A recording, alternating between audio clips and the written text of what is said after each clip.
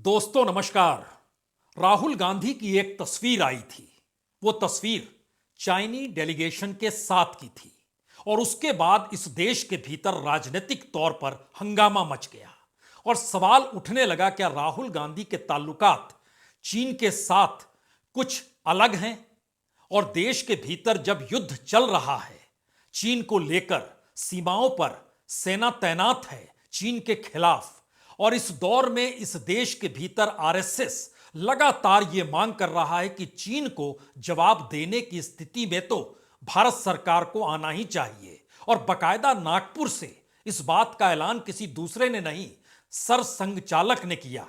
और गलवान घाटी में जो कुछ हुआ उसके बाद तो यहां तक कहा कि अब भारत को इतनी बड़ी ताकत के तौर पर उभरना चाहिए, खुद को बनाना चाहिए कि वह चीन को दो टूक जवाब दे सके। और बार बार यह भी सवाल उठते रहा कि चीन के साथ व्यापार क्यों होता है, और इस देश के भीतर व्यापार अगर चीन के साथ बहुत ज्यादा हो रहा है तो वह किस तबके की जरूरतों को पूरा करता है, क्या उसे कम नहीं किया जा सकता है? यह सवाल बार बार बीजेपी के भीतर, सरकार के भीतर और संघ ने भी उठाए, और यह सवाल लगातार गूंजाया भी गया कि कांग्रेस या राहुल गांधी, उनकी अपनी जरूरत, अपनी पहचान चीन के साथ क्यों जुड़ जाती है। तो आज एक सवाल सबसे बड़ा, क्या यह संभव है कि आरएसएस हेडक्वार्टर जो नागपुर के रेशम बाग में है, हेडगेवार स्मृति भवन, अगर वहां पर चीनी डिप्लोमेट्स पहुंचते हैं और स्वयंसेवकों से मुलाकात करते हैं तो इस खबर को दबा क्यों दिया गया और यह खबर लीक कैसे हो गई?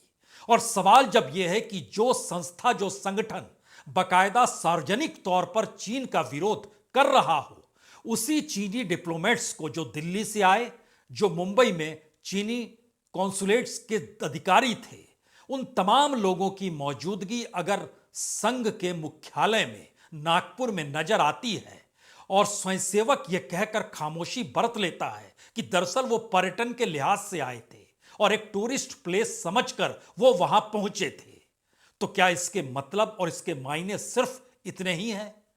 हमें लगता है आज बहुत सारे पन्नों को खोलने की जरूरत है, क्योंकि इस देश के भीतर ये अमृतकाल के दौर में कौन से मुद्दे उभर कर आए, कौन से मुद्दे छुप जाएं, किस मुद्दों पर चर्चा हो, किन मुद्दों पर कोई चर्चा नहीं हो, यह एक बेहद आसान तरीका सरकार के साथ है, क्योंकि उसके साथ मीडिया खड़ा है।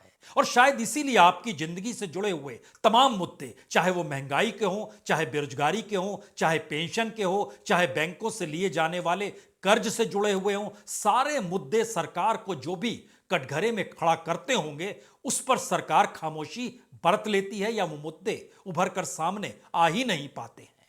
तो एक मामला या एक खबर जो लीक होकर सामने आई, उससे दिल्ली के तो होश फाख्ता हो गए, क्योंकि चीन को लेकर जो वैचारिक परिस्थिति लगातार गवर्नेंस के तौर पर, विदेश नीति के तौर पर और सीमा पर जवानों की मौजूदगी, चाहे वो अरुणाचल प्रदेश हो, चाहे लद्दाख हो, चाहे उत्तराखंड का इलाका हो, सीमावर्ती इलाकों में चीन के सेनाओं के साथ दो दो हाथ करते हुए भारत की सेना की तैनाती का जिक्र अक्सर होता है, और प्रधानमंत्री जय जवान कहते हुए इन इलाकों में पहुंचते भी हैं और सेना की पीठ भी ठकठकाते हैं।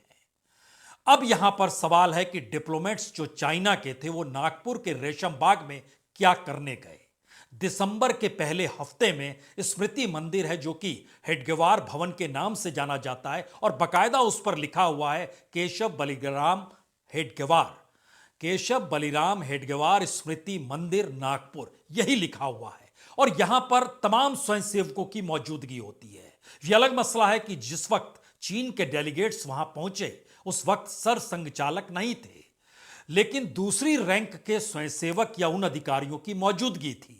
और ऐसा भी नहीं है कि संघ इससे पहले अपने विदेशी तालमेल को लेकर छुपाता रहा हो, लेकिन चीन को लेकर उसने जो भी सार्वजनिक बयान गलवान घाटी की घटना के बाद दिए, और उससे पहले इस देश की आर्थिक नीतियों को लेकर जो भी लकीर चीन को लेकर संघ ने खींची, हर मौके पर वो व्यापार से जुड़ी हो या सामरिक परिस्थितियों से जुड़ी हो, सीमा से जुड़ी हो या सरकार की विदेश नीति से जुड़ी हो, हमेशा चीन को काउंटर करने की स्थिति में आरएसएस इसलिए आया क्योंकि 1962 के युद्ध के वक्त चीन जिस रूप में भारत की सीमा पर घुसा था, उस दौर में स्वयंसेवक बकायदा सेवा करने के लिए जवानों की इन इलाकों में पहुंचे थे। और यही वो सबसे बड़ी वजह भी थी कि 26 जनवरी की परेड में उस दौर में नेहरू ने आमंत्रित किया था राष्ट्रीय स्वयंसेवक संघ के स्वयंसेवकों को। लेकिन क्या जिस दौर में भारत की सीमा को लेकर सवाल चीन के साथ उलझे हुए हैं, उसी दौर में भारत सरकार यानी खुद मोदी सरकार हो और राष्ट्रीय स्वयंसेवक संघ हो, वह खुले तौर पर जब विरोध कर रहा है और इससे पहले वह जिनके साथ खड़ा है उन डिप्लोमेट्स का स्वागत उसने खुले तौर पर किया है, तो चीनी डेलीगेट्स जब पहुंचे नागपुर के संघ मुख्यालय में तो इस बात को छुपाने की जरूरत क्यों पड़ गई? क्योंकि याद कीजिए, बकायदा इजरायली डिप्लोमेट को तो विजयदशमी जो फाउंडेशन डे होता है, स्थापना दिवस आरएसएस का होता है, 2021 में उनको चीफ गेस्ट बनाया गया।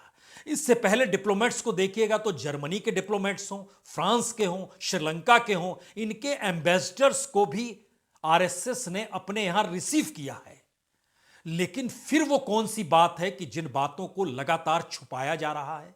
और अगर चीनी डिप्लोमेट्स इस दौर में किसी से भी मिलते, वो कोई भी सामाजिक संगठन हो, सांस्कृतिक संगठन हो, जैसे आरएसएस खुद को सामाजिक और सांस्कृतिक संगठन कहता है, अगर इस तर्ज पे कोई संगठन चीनी डिप्लोमेट से मिला होता या फिर इस देश की कोई भी पॉलिटिकल पार्टी, यहां तक कि एक वक्त इस देश के वामपंथी जो माओ का गुणगान करते थे, वह भी आज की तारीख में चीन के डिप्लोमेट से मिलकर देख ले, उसके बाद इस देश में राजनीतिक हंगामा कोई दूसरा नहीं, संघ, बीजेपी, सरकार और मीडिया, हर दृष्टि से चारों तरफ से ये बातें शुरू हो जाएंगी कि क्यों मिलते हैं ये। अब सवाल है कि आरएसएस हेडक्वार्टर में वो क्या करने गए? जो सफाई निकल कर आई उसमें जानकारी दी गई और ये जानकारी दोनों तरफ से निकल कर आ चुकी है। चीनी डिप्लोमेट्स का कहना था गए थे और स्वयंसेवकों की तरफ से जानकारी आई वो आए थे। अब यह सवाल है कि उससे पहले वो वर्धा गए थे। वर्धा में जो महात्मा गांधी अंतर्राष्ट्रीय हिंदी विश्वविद्यालय है, वहां चीनी भाषा की पढ़ाई होती है। चीनी डिप्लोमेट्स वहां भी गए और वहां पर जो भी जिस तरीके की स्कॉलरशिप की स्कीम होती है उसका भी उन्होंने जिक्र भी किया। वहां से लौटे तो नागपुर आए और नागपुर में ये रेशम बाग के इलाके में बहुत दूर से ही ये भवन नजर आता है, बड़ा शानदार भवन है। उसमें वो गए, कई घंटे उन्होंने गुजारे और स्वयंसेवकों का जिक्र था। वो समझना चाहते थे कि यह संगठन कैसे चलता है, इतना बड़ा हिंदूवादी संगठन और इस देश के भीतर में सबसे बड़ा सामाजिक सांस्कृतिक संगठन जो सीधे तौर पर इस देश की सत्ताधारी राजनीतिक दल बीजेपी से जुड़ा है और बीजेपी के प्रचारक से निकलकर देश के प्रधानमंत्री नरेंद्र मोदी दुनिया के सामने भारत की विदेश नीति का डंका बजा रहे हैं। और यह भी बड़ा महत्वपूर्ण है कि चंद दिनों पहले ग्लोबल टाइम्स में एक आर्टिकल भी छपा, उसमें प्रधानमंत्री मोदी की विदेश नीति की भरपूर तारीफ की गई। न सिर्फ विदेश नीति की बल्कि ग्लोबल टाइम्स का वो पन्ना हमारे पास है जिसमें उन्होंने बताया कि भारत की संस्कृति, भारत की इकोनॉमी, भारत की पॉलिटिक्स बीते 10 साल में और उसके साथ जो अंतर्राष्ट्रीय कारोबार है उसने कितनी जबरदस्त तरीके से एक ट्रांसफॉर्मेशन भारत को लेकर किया है। और इस दौर में खास तौर से रूस और यूक्रेन युद्ध के वक्त भारत की जो निकटता रूस के साथ दिखाई दी, उसकी तारीफ भी चीन के इस ग्लोबल टाइम्स के आर्टिकल में की गई। अब यहां पर 2-3 सवाल है। क्या विदेश नीति के मद्देनजर जो एक नया ग्लोबलाइजेशन इस दौर में सामरिक दृष्टि से हो रहा है, उसमें भारत अगर उसका केंद्र है तो चीन के साथ उसके संबंध अब प्रगाढ़ होने शुरू हो चले हैं। और अगर होने चले हैं तो फिर उसके बावजूद भी सरकार इन बातों को क्यों छुपा रही है, या फिर सरकार को पता ही नहीं था कि चीनी डेलीगेट्स वर्धा में यूनिवर्सिटी जाएंगे, महात्मा गांधी यूनिवर्सिटी जाएंगे और वहां से निकलकर वो संघ के हेडक्वार्टर पहुंच जाएंगे? क्या सरकार को जानकारी नहीं थी? यह संभव हो नहीं सकता है। तो सरकार ने इस पर चुप्पी क्यों बरती? और यह बात जब निकल कर आई और 1 महीने का वक्त लगा जिन बातों को निकल कर आया, इसकी पहली रिपोर्ट इस देश के जाने माने सबसे बड़े अंग्रेजी संस्थान के अखबार टाइम्स ऑफ इंडिया ने दी। उसके बाद इन बातों को पता लगाने की जब शुरुआत हुई तो नागपुर में मौजूद स्वयंसेवकों ने कहा हां, बकायदा सेकंड रैंक के स्वयंसेवकों की मौजूदगी थी। वो समझना चाह रहे थे, देखना चाह रहे थे, और वहां पर हेडगेवार जी की जो प्रतिमा जहां लगी हुई है वहां पर भी वो गए, उन्होंने वहां नमन भी किया और घंटों बातचीत करके समझने की दृष्टि से, खास तौर से जो एक्सरसाइज होती है आरएसएस की, उसको भी समझने के लिए जो रेशम बाग के ठीक सामने जो मैदान है वहां पर भी गए और उन्होंने महाल में जो जहां पर सर संघ चालक का घर है उसे भी देखने की ख्वाहिश की। चंद डिप्लोमेट्स ने वह भी देखा और सबसे बड़ी बात तो यह है कि उसके चंद फरलांग की दूरी पर, या कहें तकरीबन 2 किलोमीटर की दूरी पर, हेडगेवार जी का घर भी है। देखने की इच्छा उनकी उसको भी व्यक्त की गई, लेकिन वहां वो नहीं गए क्योंकि सामान्य तौर पर वहां कोई जा नहीं पाता है। हम नागपुर में रहे हैं, हमें पता है, और हम उस हेडगेवार भवन, जो हेडगेवार भवन से 2 किलोमीटर की दूरी पर हेडगेवार जी का घर है, उस घर में भी हम गए। वो पतली सकरी गलियों से निकलकर वहां तक पहुंचता है, तो डिप्लोमेट्स वहां तो नहीं जा पाए। लेकिन उसके बावजूद भी ये पूरी प्रक्रिया को लेकर जो संशय की स्थिति इस देश के भीतर नए तरीके से डेवलप हुई, वो वैचारिक तौर पर है, वह विदेश नीति के तौर पर है, और इस देश के संबंधों में चीन के साथ संघ के जुड़ाव को लेकर भी है। क्योंकि इजराइल से निकटता आरएसएस की खुले तौर पर है, सरकार की नीतियां भी उस अनुकूल है, और यूरोपीय देशों में जर्मनी, फ्रांस, या जो जिक्र अब श्रीलंका का हो रहा है, उनको लेकर भी निकटता रही है। लेकिन फिर इसके मतलब मायने क्या यही है कि सरकार के संगठन हो, सरकार से जुड़े हुए संस्थान हो, और उसमें अगर आरएसएस हो तो उनको हर चीज माफ है, या सारी खुली परिस्थिति उनके साथ है और इस बातों को छुपा लिया जाता है। कोई खबर आप टेलीविजन स्क्रीन पर इस दौर में रेंगते हुए नहीं देख पाए होंगे कि वाकई ऐसा हुआ, जबकि यह जानकारी विदेश मंत्रालय के पास है, जबकि यह जानकारी प्रधानमंत्री कार्यालय के पास है, इस देश के गृह मंत्रालय के पास है, और बकायदा महाराष्ट्र सरकार के पास भी है जिस वक्त चीन के डेलीगेट्स आए थे। तो क्या इस देश के भीतर में सारे सवाल जो इस देश की सरकार को कटघरे में खड़ा करते हो, उसको बहुत ही हुनरमंद तरीके से इस दौर में छुपा लिया जाता है? और शायद यही वजह है कि इस देश से जुड़े हुए सवाल, जो यहां के लोगों से जुड़े हुए सवाल हैं और जिनको लेकर वाकई सरकार मुश्किल में आ जाए, उनसे लोग सवाल करने लगे, उसको बहुत ही शानदार तरीके से सरकार की उपलब्धियों के रेड कारपेट तले इस दौर में दबा दिया जाता है। और मौजूदा वक्त में तो बार बार इस बात का जिक्र है कि प्रधानमंत्री की उपलब्धियों को लेकर जनता सेल्फी ले सकती है, लेकिन जनता खुद सरकार से कोई सवाल नहीं पूछ सकती है कि उसके पीछे जो वोट उज्ज्वला योजना का लगा हुआ है, उसमें पहले सिलेंडर के बाद दूसरे सिलेंडर की कीमत जो थी वो कितनी वसूली गई। ऐसा क्यों है कि उज्ज्वला योजना के तहत राजस्थान में चुनावी नारे के तहत 450 रुपए में सिलेंडर मिलता है, लेकिन यह मध्य प्रदेश में नहीं है, यह गुजरात में संभव नहीं है, जबकि वहां पर भी बीजेपी की सरकार है। एक लंबी फहरिस्त है जिन मुद्दों को सरकार छुपाती है, और यहां हमें तो याद इसलिए आ रहा है 1962 और 1965 का युद्ध, क्योंकि उसी दौर में देश के प्रधानमंत्री लाल बहादुर शास्त्री ने जय जवान जय किसान का नारा दिया था। और हाल ही में सेना से रिटायर हुए सबसे वरिष्ठ अधिकारी ने जब अपनी किताब में अग्निवीर को सबसे बड़ी भूल और सबसे बड़ी गलती के तौर पर उल्लेख किया, तो उस अग्निवीर वाले एस्पेक्ट को भी सरकार छुपा कर ले गई। और किसानों के मुद्दे जो इस दौर में वो एमएसपी बढ़ाते चली जाती है, लेकिन एमएसपी किसानों को नहीं मिलती है। उनकी हालत क्या है और वो क्यों तैयार हो रहे हैं 13 फरवरी से एक बार फिर आंदोलन करने के लिए। और जिस तरीके की पंजाब के भीतर दोबारा से किसानों की पहल शुरू हो गई है, यह मुद्दा भी दब रहा है। हर रोज पंजाब के भीतर किसान एकजुट हो रहे हैं। हमें लगता है उनकी आवाज आज आपको सुननी चाहिए, जब वो ऐलान कर रहे हैं कि बैसाखी के दिन से कूच करना है दिल्ली की तरफ और आंदोलन एमएसपी को लेकर शुरू होगा। सुनिए जरा। ठंड नहीं किए कि मोदी नू देश की खेती लुटन गई है। घरां दे दम बैठिए कि कारपोरेट घराणियां नू खेती सकते ਦਈਏ। ਅਸੀਂ ਤੁਹਾਡੇ ਗਾੜੀ ਹੱਥ ਬੰਨੇ ਸੀ, ਕੰਮ ਛੱਡ ਦਿਓ। ਅੱਜ ਤੁਸੀਂ ਉਹ ਕਾਮਯਾਬ ਕਰਵਾ ਕੇ ਦੇਖਤਾ। ਔਰ ਅੱਗੇ ਵੀ ਜਿਹੜੀ ਤੁਹਾਡੇ ਗਾੜੀ ਝੋਲੀ ਅੱਡਾਂਗੇ, ਇਹ ਕਾਮਯਾਬ ਹੋਊਗਾ। ਮੈਂ ਬੇਨਤੀ ਕਰਦਾ, ਦੋਵਾਂ ਫੋਰਮਾਂ ਨੇ ਜਿਹੜਾ ਦਿੱਲੀ ਕੂਚ ਦਾ ਫੈਸਲਾ ਕੀਤਾ ਵਾ, ਉਹਦੀ ਡੇਟ ਐਲਾਨੀ ਨਹੀਂ ਸੀ। ਡੇਟ ਤੋਂ ਬਾਅਦ ਮੈਂ ਤੁਹਾਨੂੰ ਕੰਮ ਦੱਸਣੇ ਆ। ਜੇ ਤੁਸੀਂ ਆਹ ਕੁਝ ਕਰ ਦੋਗੇ, ਮੈਂ ਤੁਹਾਡੇ ਨਾਲ ਵਾਅਦਾ ਕਰਦਾ ਸਾਰੀਆਂ ਮੰਗਾਂ ਬਣਾ ਕੇ ਆਵਾਂਗੇ। ਇਹ ਕਰਨ ਦੀ ਲੋੜ ਆ ਭਰਾਵੋ। 13 ਫਰਵਰੀ ਦਿੱਲੀ ਮੋਰਚੇ ਨੂੰ ਕੂਚ ਕਰਾਂਗੇ। ਇਹ ਦੋਵੇਂ ਫੋਰਮਾਂ ਦਾ ਐਲਾਨ ਆ ਅੱਜ ਦੀ ਮਹਾਂ ਰੈਲੀ ਦੇ ਵਿੱਚ।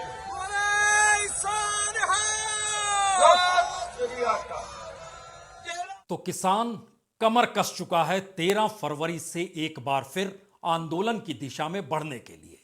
जाहिर है ऐसे बहुत सारे सवाल इस देश के भीतर हो सकते हैं। वो सवाल युवाओं की बेरोजगारी से हो सकते हैं।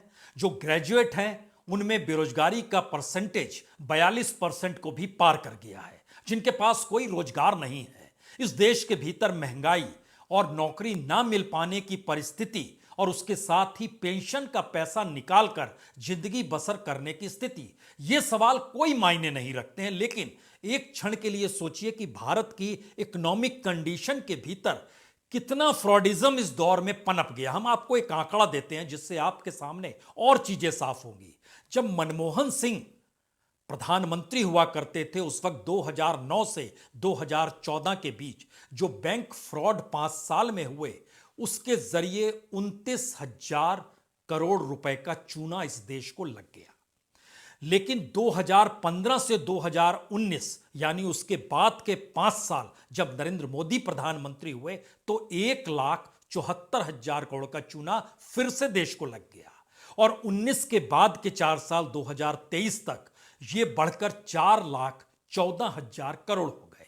यानी फ्रॉड का मामला है। और इसके ठीक समानांतर अगला सवाल कोई भी पूछ सकता है कि तब तो किसानों की आय तो दुगनी 2022 में हो जानी चाहिए थी। यह सवाल अब क्यों नहीं उठता है? इस देश के भीतर में जो 3 कानून लाए गए, जिसे सरकार ने वापस ले लिया, उसके बाद किसानों की कौन सी स्थिति है, इस पर किसी ने गौर किया? किसानों की परिस्थिति इस देश के भीतर में लागत भी ना मिल पाने की स्थिति में आकर अटक गई है। तो क्या यह माना जाए कि हर वो मुद्दा जो सरकार को परेशान कर दे, सरकार से सवाल पूछने की दिशा में ले जाए, हर उस मुद्दे पर खामोशी इस दौर में बरती जा रही है? और बाकायदा मीडिया इस पर खामोशी बरत लेता और सरकार किसी सवाल का जवाब क्यों दे, जब वो राष्ट्रीय तौर पर मुद्दा ही नहीं बन पाए? और इस देश के भीतर सूचना देने का काम तो मीडिया का है। और इसीलिए एक लंबी फहरिस्त हमारे सामने है कि किस तरीके से जो किसानी को लेकर ही सवाल है, उसको लेकर सोचिए तो लगभग चुनाव से पहले सरकार कह रही है, हां हम 29 रुपए किलो 5 लाख टन जो भारत चावल के नाम पर है उसे बेचेंगे। बाजार में उसकी कीमत 43 रुपए से ज्यादा है, हम 29 रुपए में बेचेंगे। क्यों बेचेंगे? महंगाई बहुत है, गरीबी बहुत है। तो जिनको 5 किलो अनाज दे रहे हैं उसके समानांतर हम भारत चावल भी बेचेंगे। यानी देश की इकोनॉमी इस चावल से समझे, या जो नाफेड, एनसीसीएफ या केंद्रीय भंडार के जरिए ओपन मार्केट में सेल किया जाएगा, या इससे समझें कि नहीं प्याज तक के एक्सपोर्ट पर बैन लगा दिया गया, बासमती चावल पे बैन लगा दिया गया, जो टमाटर है उस पे बैन लगा दिया गया, आप एक्सपोर्ट ना कीजिए क्योंकि यहां पर उसकी कीमत महंगी ना हो। और जब आंकड़े आते हैं महंगाई तो उसकी कीमत भी उसके पार चली जाती है। दाल मिनिमम उत्पादन हो रहा है, मैक्सिमम आयात हो रहा है। तो हम उस क्षेत्र में भी पिछड़ रहे हैं जिस क्षेत्र के भीतर सबसे बड़ी ताकत हमारी कृषि के क्षेत्र में थी, उसको भी संभाल पाने की स्थिति में नहीं है। तो क्या ये सवाल धीरे धीरे गायब हो गए, लुप्त हो गए, या लुप्त कर दिए गए? क्योंकि सरकार के सामने बड़े सवाल क्या हैं? सरकार के सामने सबसे बड़ा सवाल है कि हम तीसरी बार चुनकर आएंगे तो इस देश की इकोनॉमी दुनिया में तीसरे नंबर पर हो जाएगी। दूसरा बड़ा सवाल, हमारा अपना 5 ट्रिलियन की इकोनॉमी हो जाएगी। तीसरा बड़ा सवाल, हम विकसित राष्ट्र हो जाएंगे। चौथा सवाल, अंतर्राष्ट्रीय तौर पर भारत सबसे बड़े बाजार के तौर पर होगा। और जो वर्ल्ड ग्लोबलाइजेशन की जो परिस्थिति मार्केट और सामरिक दृष्टि से बन रही है, उसके बीच में कोई दूसरा देश नहीं, भारत ही महत्वपूर्ण होगा। और भारत की पूरी फॉरेन पॉलिसी, इकोनॉमिक पॉलिसी सिर्फ भारत को देखकर है, इसलिए अब यह सवाल नहीं है कि वह किस खेमे में है। लेकिन आखिरी सवाल तो फिर वहीं आकर टिक जाता है। जब आप सब कुछ भारत के अनुकूल हैं, तो भारत के भीतर चीन को लेकर कौन सी योजना है? चीन क्या दुश्मन है या नहीं है? उसके साथ व्यापार करना चाहिए या नहीं करना चाहिए? सीमा पर जवान की तैनाती हो, देश के भीतर किसान की मौजूदगी हो और नारे इस देश के भीतर किसानों के हक में ना लग पाएं, इसकी व्यवस्था सरकार ने की है। और जवानों के लिए कोई अग्निवीर का सवाल उठाकर खड़ा ना हो जाए, इसकी व्यवस्था भी सरकार ने की है। और होते होते चीनी डेलीगेट्स अगर संघ के मुख्यालय में पहुंच जाए तो हमें लगता है एक दौर आखिर में याद कर लीजिए, 1962 का दंश इस देश के भीतर इस तरीके से आज भी मौजूद है। कभी बड़े बुजुर्गों से पूछिए, चीन के युद्ध को वो आज भी याद करते हैं और चीन को दुश्मन नंबर 1 कहने से वह कोताही नहीं बरतते हैं, बल्कि उनका बहुत साफ कहना है कि चीन के साथ हमें व्यापार नहीं करना चाहिए। अंतर्राष्ट्रीय तौर पर चीन को लेकर नीति बहुत साफ होनी चाहिए। और इसी मर्म को इससे पहले राष्ट्रीय स्वयंसेवक संघ यानी आरएसएस ने पकड़ा। आरएसएस के स्वयंसेवकों के बीच, प्रचारकों के बीच जो पुराने प्रचारक होंगे उनसे भी पूछिए, वह भी कहेंगे चीन के साथ खड़े होना संभव नहीं है। तो क्या यह पूरी परिस्थिति 180 डिग्री में ठीक उल्टी आकर खड़ी हो गई और अब 360 डिग्री को नापते हुए बिल्कुल नई परिभाषा को गढ़ना चाह रही है, जहां पर संघ के मुख्यालय तक में? हम इसका जिक्र इसलिए कर रहे थे क्योंकि उस दंश को लेकर इंदिरा गांधी ने इस देश के भीतर चीन के डिप्लोमेट्स तो दूर, चीन के नागरिकों की आवाजाही भी इस देश के दूसरे प्रांतों में अपने खुद के प्रधानमंत्री रहते हुए होने नहीं देती थी। वो कहती थी कि कोई भी बड़ा अधिकारी चीन का वो आए तो दिल्ली ही आए, अगर उसको यहां आना है, वो दूसरे जगहों पर जाने की इजाजत नहीं देती थी और उसके लिए विशेष इजाजत ली जाती थी। और किसी भी संगठन जो सामाजिक और सांस्कृतिक तौर पर, जैसे राष्ट्रीय स्वयंसेवक संघ है, इस तरह के संगठनों से तो कोई मुलाकात इस देश के भीतर चीनी डिप्लोमेट्स तो दूर, चीन के अधिकारियों के साथ नहीं हो सकती थी। लेकिन सब कुछ अगर खुले तौर पर विरोध के स्वर के साथ चीन को लेकर हमारी नीति चल रही है तो सरकार को बताना चाहिए। चीनी डिप्लोमेट्स संघ के स्मृति मंदिर क्या करने गए थे? जो रेशम बाग का इलाका है वहां क्या करने गए थे? महाल में वो क्या देखने गए थे? और कौन सी वैचारिक आदान प्रदान की स्थिति ऐसी आ गई कि उनके जहन में आया कि चलें राष्ट्रीय स्वयंसेवक संघ का हेडक्वार्टर देख लें, जबकि सबको पता है कि एक हेडक्वार्टर दिल्ली में भी है, झंडेवालान में है, वो बन जरूर रहा है, लेकिन यहां पर भी अधिकारी मौजूद होते हैं। लेकिन जिस तरीके से शी जिनपिंग गुजरात पहुंचे थे, अहमदाबाद में झूला झूल रहे थे, यह उसके आगे की कड़ी तो नहीं है? सोचिए जरूर। बहुत बहुत शुक्रिया, बहुत बहुत शुक्रिया।